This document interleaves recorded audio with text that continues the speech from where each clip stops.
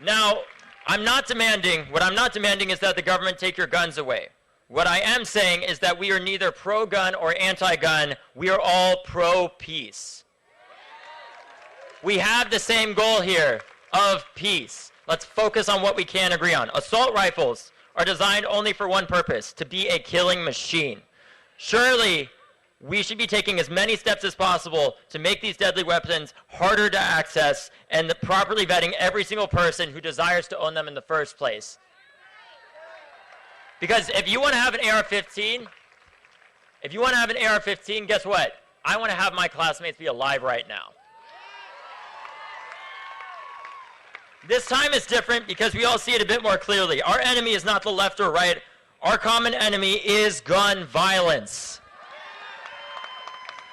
Because I can respect those who don't agree with me all the time. What I can't accept, though, is the notion that there is nothing that we can do to stop gun violence and save our kids. We must act now. Because the children that are dying every day are not Democrats or Republicans. They are T-ball players and honor roll students with bright futures and big dreams.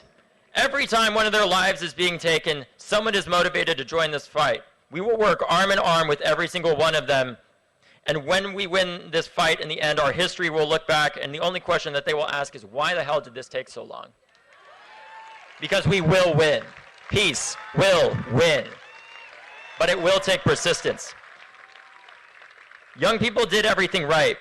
To the people who marched 4 years ago and are still marching today, we've done everything that has been asked of us. The movement is not broken, our government is broken, and it's time to fix it. Many states have listened. The failure to pass a single common sense gun law at the federal level to curb gun violence rests squarely with Washington, right here in the seat of our democracy, with the politicians who refuse to do their jobs and keep us alive. Because the status quo of letting kids die is profitable to them. The status quo of only sending your thoughts and prayers, only praying something bigger will come up in the news like Mitch McConnell is doing right now, enables them to stay in power. Mitch McConnell needs us to forget about this. He needs us to move on, but we can't because the next kid or best friend or parent who dies could be yours. This summer, we change the status quo. Vote them out! Vote them out! Louder! Vote them out! Vote them out! Louder! Vote them out! Vote them out! I gotta say my voice.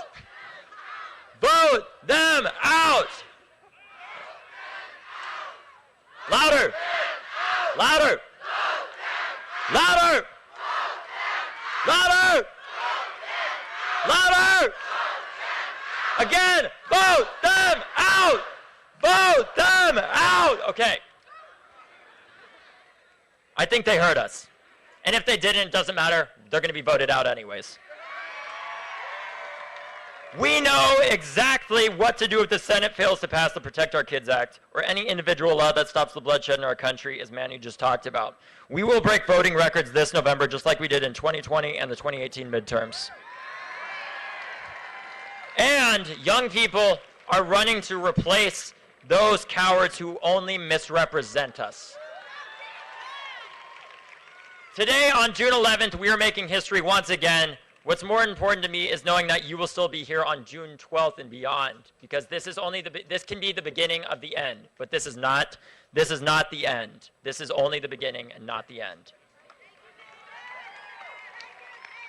I'm going to ask you some questions, and I need you to say yes, so be loud so every senator can hear you. Can I count for you to be here on June 12th and June 13th and beyond? Yes!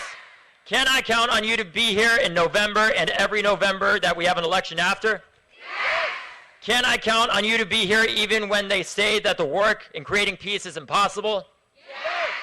Can I count on you being here no matter how long it takes because peace takes persistence? Yes! Right now, I need you to stay in touch with us. This is the first of major actions planned in the lead up to this election and beyond, because this is the beginning and not the end of this march. So I need every single one of you to right now that's listening at home or in the crowd to take out your phones so that we can stay in touch with you. I need you to take out your phones and text NEXT to 954-954 because we need people to show up in Texas at Senator John Cornyn's office when I need you there. I need you to show up in Pat Toomey's office in Pittsburgh when I need you there. I need you to show up in Marco Rubio's office when I need you there. And the way that we do that is by everybody texting NEXT to 954-954. Again, that is NEXT to 954-954. That is how we are going to stay in touch and ensure that this is the beginning and not the end. We know what we are doing, we know what is next, and we have to continue to show up because we have a plan of what happens beyond June 11th, and I need you to continue marching and protesting with us beyond it as long as it takes. Every time that you don't feel hopeful, I want you to think back to your loved one that you named earlier. Think back to the people that are around you right now. Look around, look at the person to your left, and look at the person to your right. You are not alone. None of us are alone, regardless of whether or not you're a survivor or ally. We are not alone.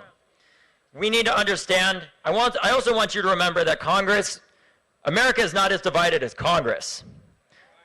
The most divided people in this country are not in the 50 red, blue, and purple states across the country.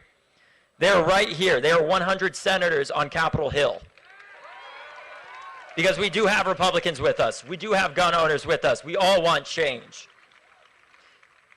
Either they unite behind the changes we're demanding or we will vote them out because all of us do agree, left and right, gun owners and non-gun owners, that we must take action to save lives now. This time is different because you are still here. Thank you to all the survivors and the activists and the violence interrupters and the students, especially to the black and brown women like Erica Ford and Paul Murray and Congresswoman McBath and many others of the gun violence prevention movement who never get enough credit. Please give them a round of applause.